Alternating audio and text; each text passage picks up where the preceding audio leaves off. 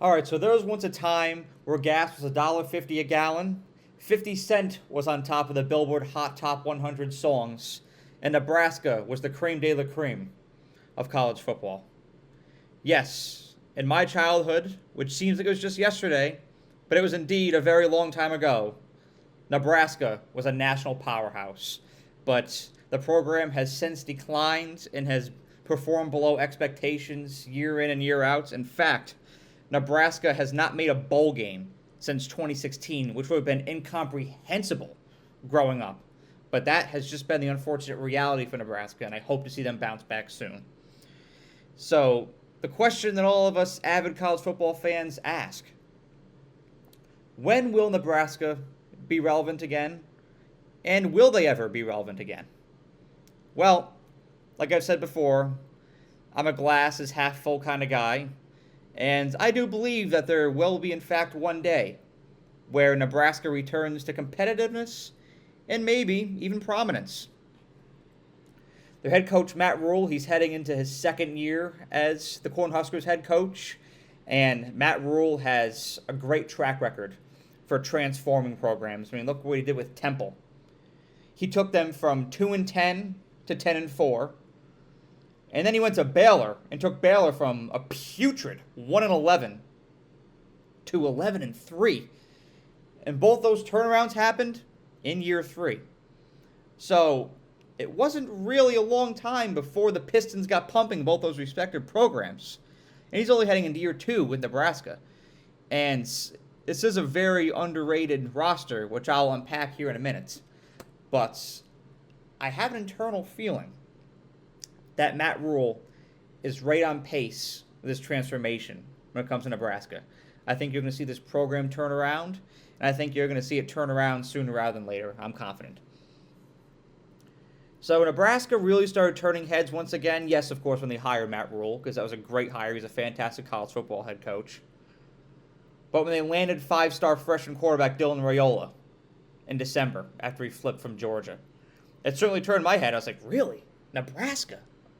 Of all programs to secure him, yes. Nebraska. With a head coach like Matt Rule, you do have to take them seriously. I think that they are slowly but surely building something. I'm going to be honest. I like to be optimistic, but I have to be honest sometimes too. Offensively, this team has to step it up. Both in the running back and the wide receiver position, Nebraska really has to step it up. Last year was underwhelming, and I think that they could have maybe made a bowl game if those units were a bit better. But they performed below expectations, and Nebraska suffered because of it. And the statistics last year prove exactly what I'm saying. As their quarterback last year, Heinrich Haarberg, was the leading rusher on the Cornhuskers. If you want to be a team of any competitive degree, your quarterback cannot be leading your team in rushing yards. That's absolutely pathetic, I'm going to be honest. But with that said, that's the floor. That's rock bottom. Nebraska can only go up. And with the guidance of Matt Rule, and with somebody like Dylan Raiola leading the helm, I think you'll see that unit improve. And I think the running backs and wide receivers know how they performed last year, know what's expected, and I think that they're locked in to improving and having a significantly better season this year. However, yes, I just completely ripped apart Nebraska's offense, and they needed it, and they'll admit that. But defensively, Nebraska was one of the most underrated teams in college football last year. They performed under the radar. In fact, they were ranked 11th nationally and 5th in the Big Ten for their defense. You wouldn't have known that because Nebraska didn't make a bowl game. They had a losing record. But that's because one side of the ball performed significantly worse than the other side of the ball. Defensively, Nebraska was definitely carrying the load. And to make matters better on the defensive side of the ball, 3 of Nebraska's top 4 tacklers are returning for this 2024 season, including defensive back Isaac Gifford, who led the team in tackles with 86 tackles and 6.5 tackles for a loss last year, and linebacker Javin Wright, who had 51 tackles. So this defense has a lot of returning production, and I think you'll see them uphold that same standard that they had last year. So they are slowly building, but Nebraska, I think, will become a force here soon. And I also want to touch on Nebraska's recruiting, because what's the one ingredient that naturally builds and constructs a program of sustainable success? It's recruiting. This is one that I think that a lot of people don't realize either.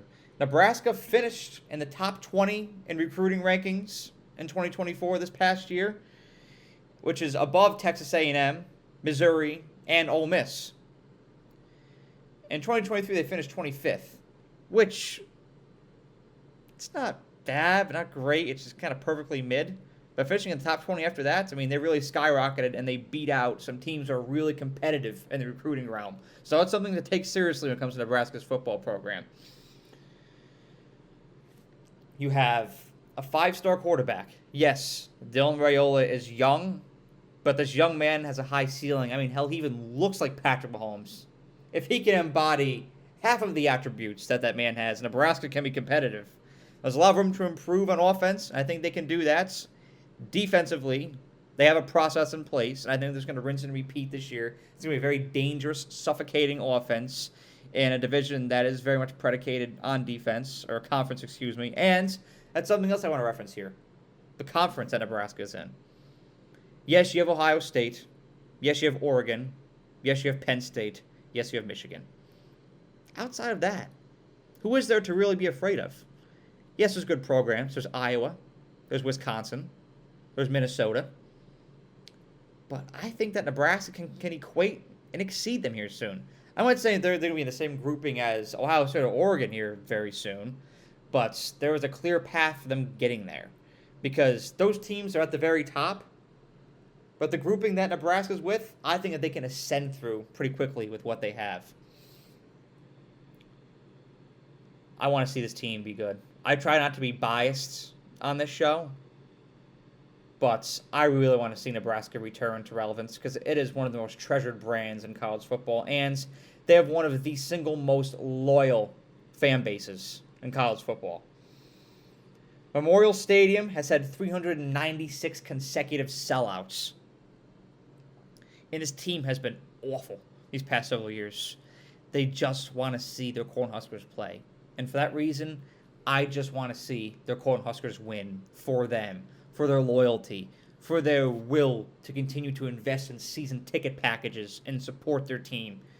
You don't see that with every program across this country.